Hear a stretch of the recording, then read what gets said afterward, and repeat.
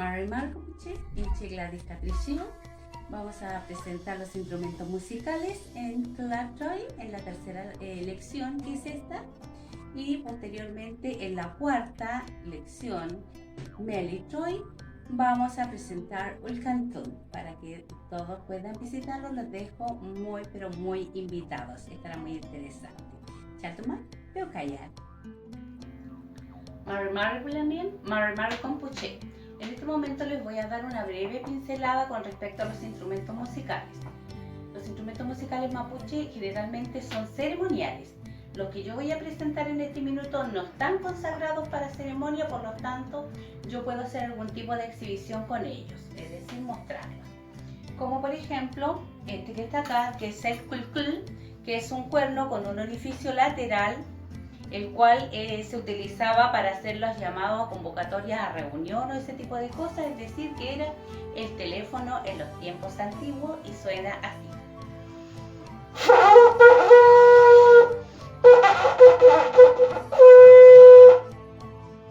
Era un tipo de llamado, ¿ya? Y se ponía la persona encargada se ponía sobre una colina, una montaña, y desde ahí hacía el llamado y le llegaba a los valles bajos a los demás, y ellos respondían a su vez diciendo de que estaban de acuerdo con la reunión y que asistían a la convocatoria. También tenemos esto, que son de piedra, los piloilos. Tenemos dos, este y este, piloilos de piedra que tienen, uno tiene un orificio y el otro tiene dos, y también tienen diseños. Ya en los museos podemos encontrar también estos. Y suenan muy parecido a las pifilcas.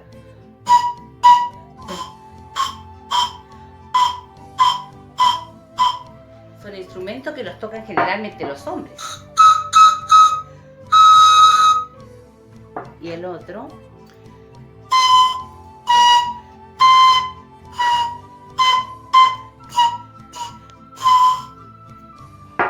Las pifilcas, que también son de sonidos, y ambas, esta tiene dos orificios y este uno. También estos representan al canto de algunas avecitas, algunos pajaritos, porque todos los instrumentos musicales mapuches y ancestrales están muy basados e inspirados en la naturaleza.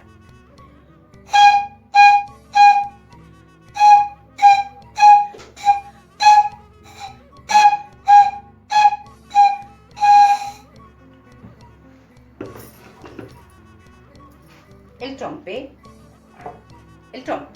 Tenemos dos, uno más grande y uno más pequeño. Dos trompes, tienen una lengüeta.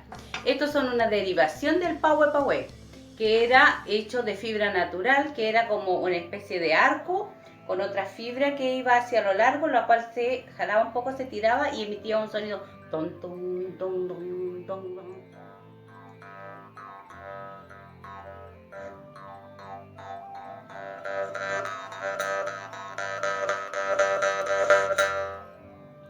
Eso más o menos es los sonidos, ¿ya? También tenemos esto que está acá, que es un ñolquín, pero este es de metal. Los ñolquín eran hechos por una fibra natural, como todo era por fibra natural, una fibra natural que era ahuecada, era un tubito, y este lo empezaban a enrollar de a poquito, así bien mojado, para darle la forma circular o largas. Ya se le empezó a dar la forma circular porque era más manipulable, o sea, lo podíamos trasladar mejor. Y este no se sopla, porque si yo lo soplo, no suena, se aspira.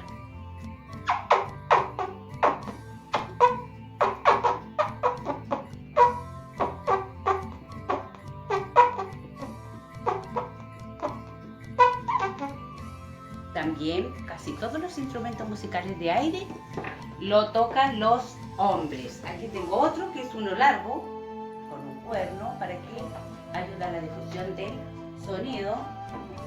Voy a procurar aquí, voy a apoyar abajo.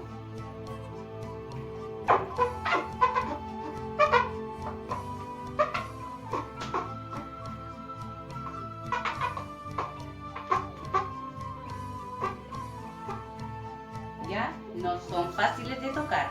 Imagínense usted a alguien que está tocando 2-3 horas en una ceremonia con estos instrumentos. La verdad que hay que tener una caja torácica y una habilidad extraordinaria para poder hacerlo. Esto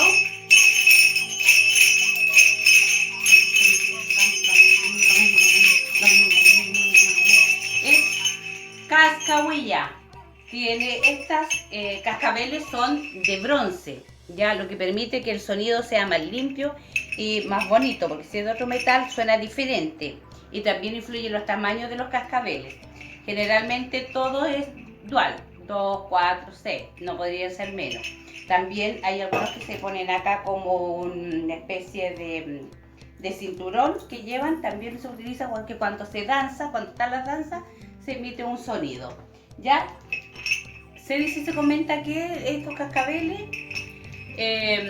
los recogían antiguamente las mujeres cuando los españoles iban con sus caballos, sus cabalgatas, algunos muy decorados y muy bonitos, y se le caían estos cascabeles y los recogieron y encontraron que se podían utilizar, porque antes eran para el lado lafkenche, de tenazas de jaiba, y se juntaban y se hacían, y para los otros sectores, lugares territoriales donde habían ovejas o cabras, se utilizaban las pezuñas de las cabras y estas se ataban todas y se utilizaban también como sonajeros, ¿ya? Para armonizar la danza, los cantos. También tenemos acá, que también es de aire, un aerófono, la trutruca, ¿ya? No es trutruca, es trutruca. La trutruca es ancestral, es hecha de coligüe.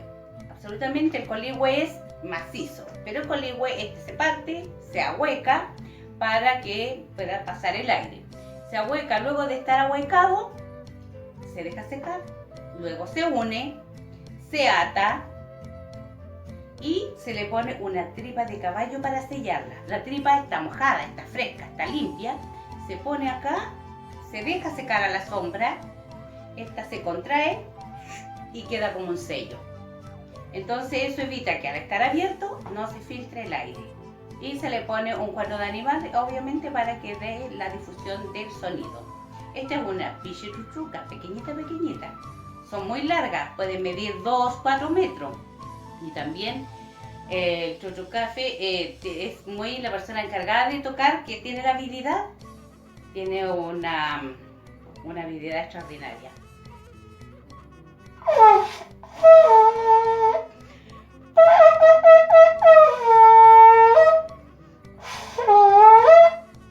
¿Ya? Eso más o menos, porque no tengo una larga, pero sí tengo una que es circular. Bueno, como son tan largas, incomodaba el traslado, ¿ya? Por lo tanto, como los mapuches son muy inteligentes, por lo tanto pensaron, dijo, ¿qué tal si la hacemos circular? Nos resulta más cómoda y se puede trasladar a todos lados con más facilidad. Bien, la hicieron.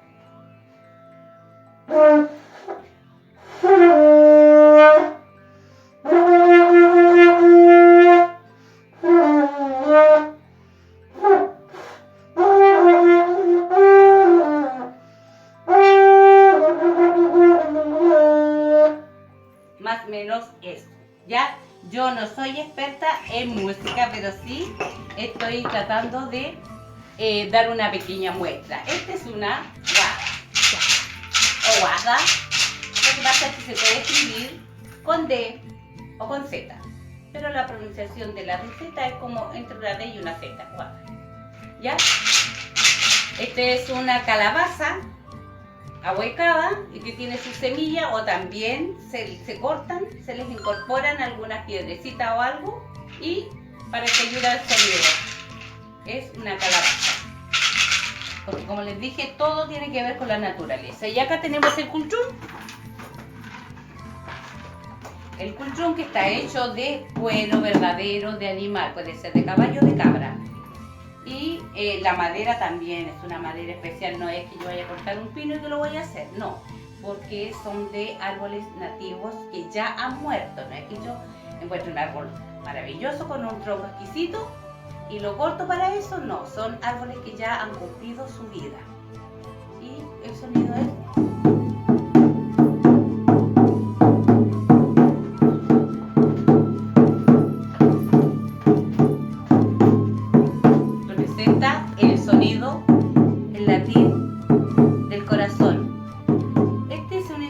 cuerito generalmente que tiene mucha relación, estrecha relación con la mujer.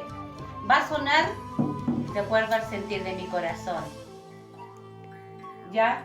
Va a sonar de acuerdo al sentir de mi corazón. Yo más tarde, después en otro video, les voy a hablar exclusivamente del cultrún, ¿ya? Pero ahora como es una pincelada para que ustedes lo conozcan. El que les mostré no tiene absolutamente nada hecho. Y este sí tiene una simbología. La simbología va a depender del territorio. Este, mire, suena diferente. ¿Cuál es la razón? Que este cuerito está húmedo. Por lo tanto, antes de que toque, de tocar, este se debe llegar un poco a la fuente de calor donde está el fuego, al lado del fogón, para que el cuerito se expanda, o sea, se contraiga y quede bien estirado y pueda sonar. ¿Ves que suena diferente? A pesar de que es pequeño, este suena bien, pero como el cuerito no está estirado, no suena de la misma manera. Más que nada, es esta una pequeña muestra de algunos instrumentos musicales y del cultrún hablaremos en un próximo video. Veo callar, Chaltumay.